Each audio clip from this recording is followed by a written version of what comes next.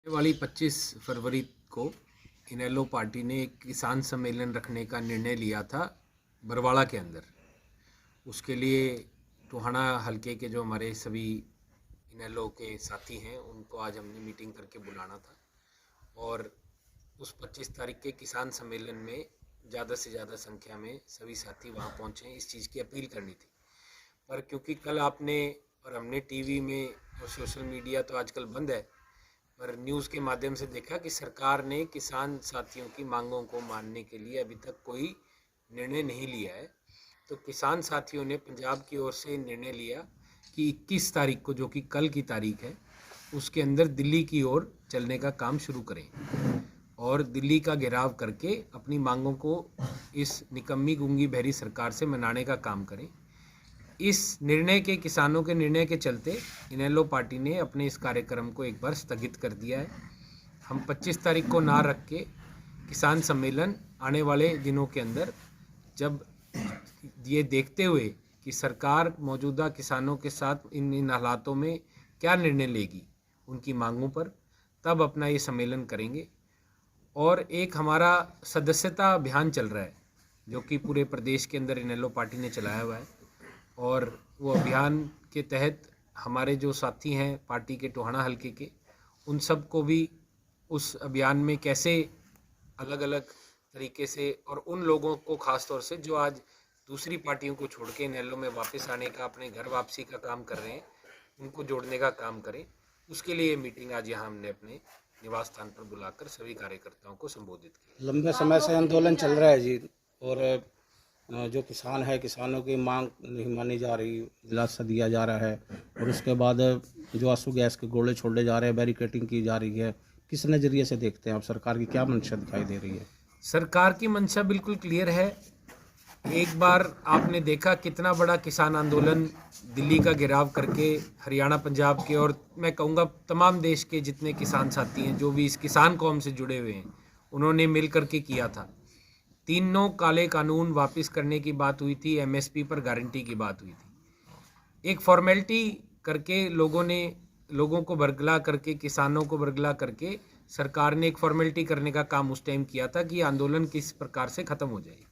और आज वो आंदोलन ख़त्म हो गया, कहने की बात है, पर अंदर ही अंदर वो आंदोलन आज भी जीवित है और किसानों की मांगें आज भी उतनी ही मजबूती से हैं जितनी उस समय थी।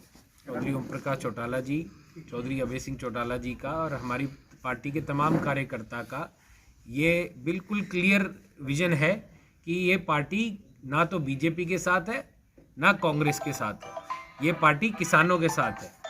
और हमें कोई संकोच नहीं ये बात कहने में कि किसान कौम को जब भी इंडियन नेशनल लोकदल पार्टी की या हमारे कार्यकर्ता की कहीं भी ज़रूरत होगी तो हम सबसे आगे खड़े मिलेंगे। आप इस चीज़ को ना भूलें कि चौधरी अभय सिंह चौटाला एकमात्र ऐसे विधायक थे जिन्होंने पिछली बार किसान आंदोलन के दौरान पूरे देश में किसी भी पार्टी के विधायक ने, धमकियां तो बहुत लोगों ने दी, इस्तीफा किसी ने नहीं दिया, चौधरी अभय सिंह चौटाला जी ने दिया। और आगे भी अगर इस आंदोलन को मजबूती देने के लिए हमारे पार्टी के एकमात्र विधायक हैं, उनको किसी प्रकार का भी कोई भी निर्णय लेना पड़ेगा तो वो सबसे आगे बढ़ चढ़ के उस निर्णय को लेने का काम करेंगे। देखिए, पंजाब का मसला तो पंजाब की आम आदमी पार्टी बताएगी, लेकिन आज पंजाब के किसान केवल केंद्र सरकार से इतने दुखी हैं, अकेले केंद्र से दुखी नहीं है, पंजाब की सरकार से भी दुखी है। बहुत सारे किसानों के ऐसे निर्णय होते हैं जो अगर केंद्र सरकार पूरा नहीं कर पा रही तो आपके मौजूदा स्टेट की सरकार पूरा करने का काम कर सकती है। लेकिन आज आप देख रहे हैं हज़ारों लाखों की तादाद में किसान दिल्ली की ओर चलने की तैयारी में है और कल से वो इस अपने निर्णय को शुरू करेंगे। तो मैं ये मानता हूँ कि ना केवल केंद्र की बीजेपी सरकार बल्कि पंजाब की जो आम आदमी पार्टी की सरकार है वो भी एक तरीके से अपने काम करने के मामले में विफल है। पिछले दिनों पार्टी जब दो फाड़ हुई तो बहुत सारे साथी अलग अलग पार्टियों की ओर चले गए थे। तो एक बहुत बड़ा झटका इंडियन नेशनल लोकदल पार्टी के कार्यकर्ता को लगा जो इस पार्टी को अपना परिवार मानता था। दो फाड़ होने के कारण से कोई ये नहीं था कि सभी साथी जेजेपी की ओर चले गए, बहुत सारे साथी बीजेपी और कांग्रेस की ओर चले गए थे। आज उन्होंने मौजूदा हालात देश के, प्रदेश के देखे और उन सब कार्यकर्ताओं की ये डिमांड रही कि हमें दोबारा अपने घर वापसी करने का काम करना है। तो पार्टी ने निर्णय लिया कि हम सदस्यता अभियान चलाएंगे और उसके तहत सभी साथियों को दोबारा से अपने पार्टी के इस पोर्टफोलियो के अंदर जोड़ने का काम करें, पार्टी के को और मजबूती देने का काम करें। और ये सदस्यता अभियान हमारी तकरीबन अभी 1 महीने तक और चलेगी। और इस सदस्यता अभियान के चलते सभी साथी दोबारा से पार्टी की सदस्यता ग्रहण करेंगे और आने वाले लोकसभा और विधानसभा चुनाव में उसका नतीजा आप लोगों के सामने